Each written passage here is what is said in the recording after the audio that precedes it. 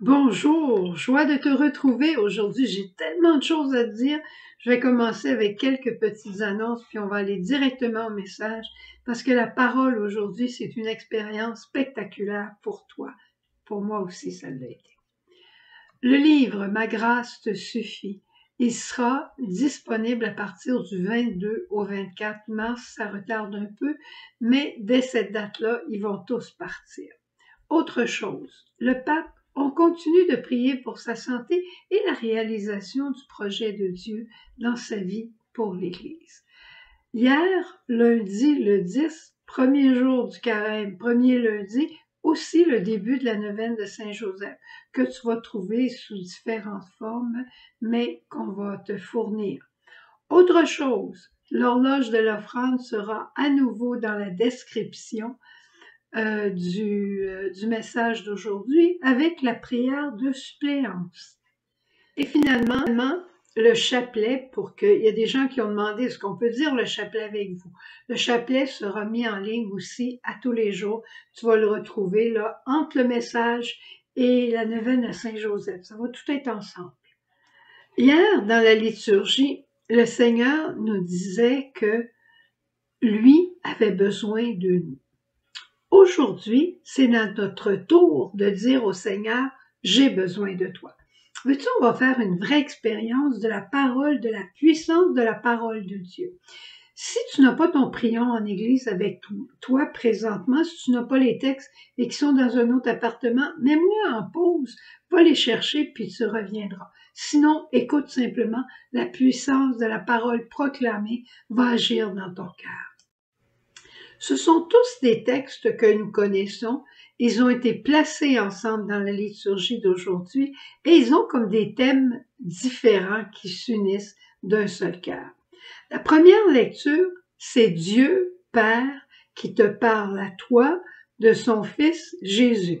Écoute bien le texte du livre d'Isaïe au chapitre 55.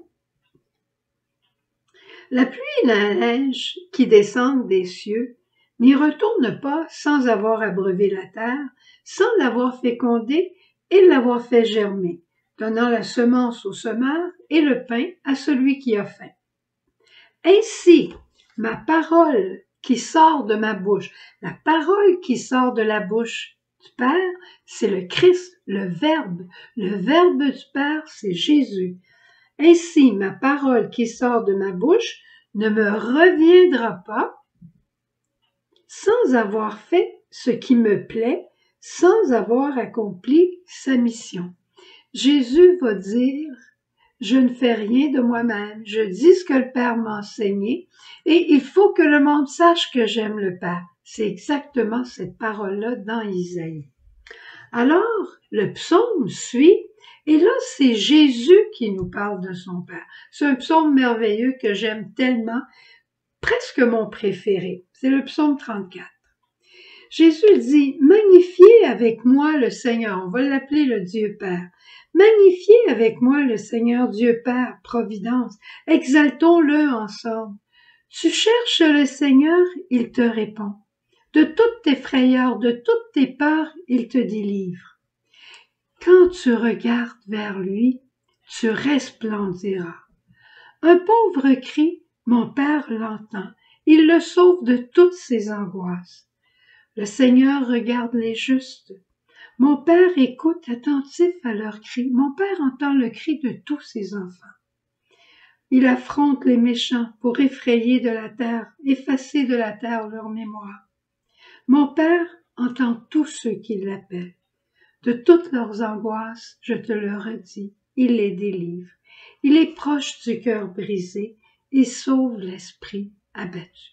Ça, c'est pour toi, c'est Jésus qui dit, mon Père, il est comme ça et il veut faire cela pour toi.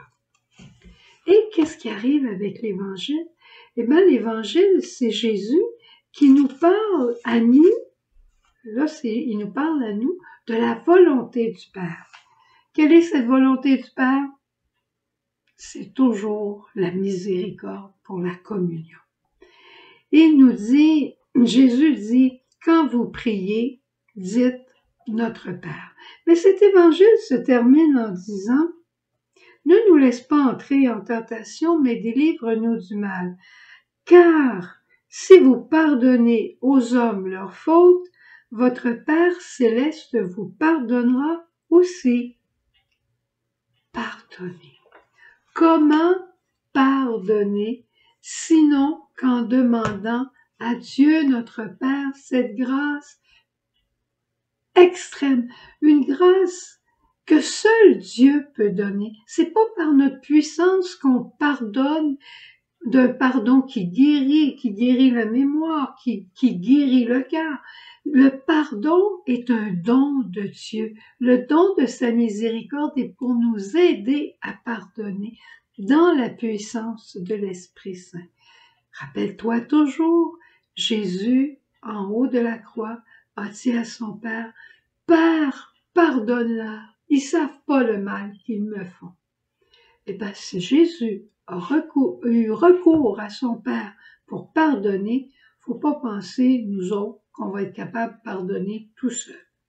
Jésus a crié une fois, il a pardonné. Peut-être que nous, on sera obligés de crier plus d'une fois, mais quand on crie, Jésus nous a déjà avertis dans le psaume que quand on crie, il nous entend. Hein? Il nous entend. Zachée était là, caché dans un arbre, Jésus a passé. Il entendait le cri intérieur de son cœur. Jésus a le cœur du Père en lui. Alors, qu'est-ce que tu dirais si aujourd'hui, on se tournait déjà en ce début de carême pour dire au Père avec toute confiance, « Père, pardonne-leur, ils ne savent pas ce qu'ils font. » Amen. À demain. Au revoir.